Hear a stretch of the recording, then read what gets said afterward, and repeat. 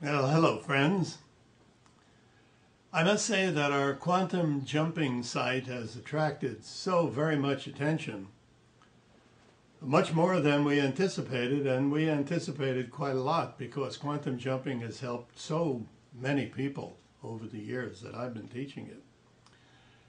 But it seems that we may be going down a path here that I hadn't anticipated because after a poll that we took, it seems that about 80% of you wanted to use it for pretty much one purpose.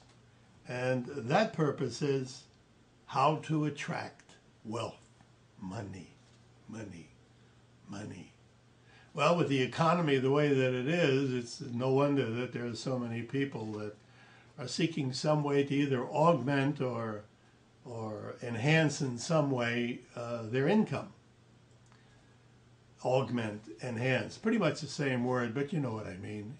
You want more. Well, I thought I would give you some of the secrets that I've learned. Secrets? Well, some of the methods, some of the techniques, you might say. I'm going to do this in 3 parts so that we can spend a little more time with each part. And the first part may not seem as though it has anything to do with attracting money, but it's something that has stood me in very good stead over the years. And that is in the evening, going over the day's events and thinking over what did I do today that I would rather have done differently? What did I do today that I feel was wrong, if you will? What did I do today that I could have done better?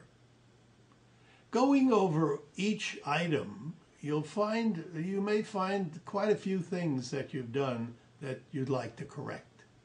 When I first started doing this many years ago, I'd lay in bed at night and I'd come up with about 10 different things that I wished I could do over again.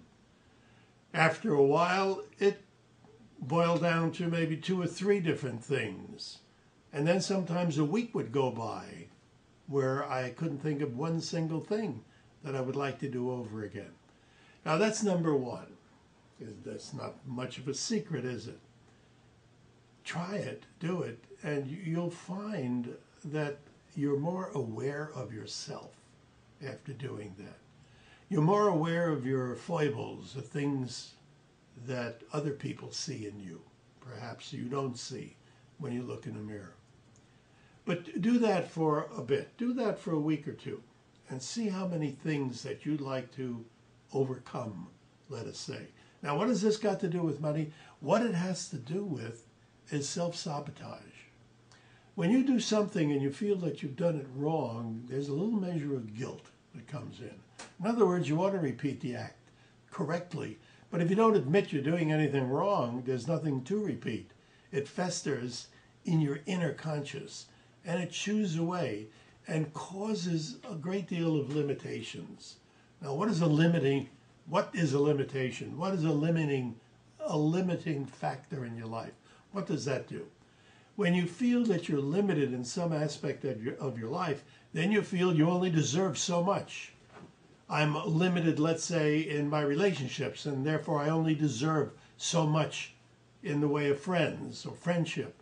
I'm limited in the way of wealth, and so I am not happy unless I fit into a particular niche. And as soon as I make more than that little niche that I fit myself into, I'm not comfortable, and I'll do something to get back into that area where I am comfortable. Limitations cause more people problems with respect to not only money, but health, relationships, and a myriad of things. Now, this will help in that department. So once again, number 1, what you want to do is go over your day, every day, in the evening. What did I do today that I would have rather have done a little bit differently? When you reach a point where 2, 3, 4 days goes by, and you can't think of anything that you did that day that you do differently, then you're there. Then you're ready for the next step. The next step will be coming up soon. Look for it. I'm keeping these purposely around 5 or 6 minutes so that we can get to the real gist of the matter, the things that affect you the most. So, thank you once again for listening. I'm Bert Goldman, your American monk, signing off. Have a good day, a good week, a good month, and a very good year.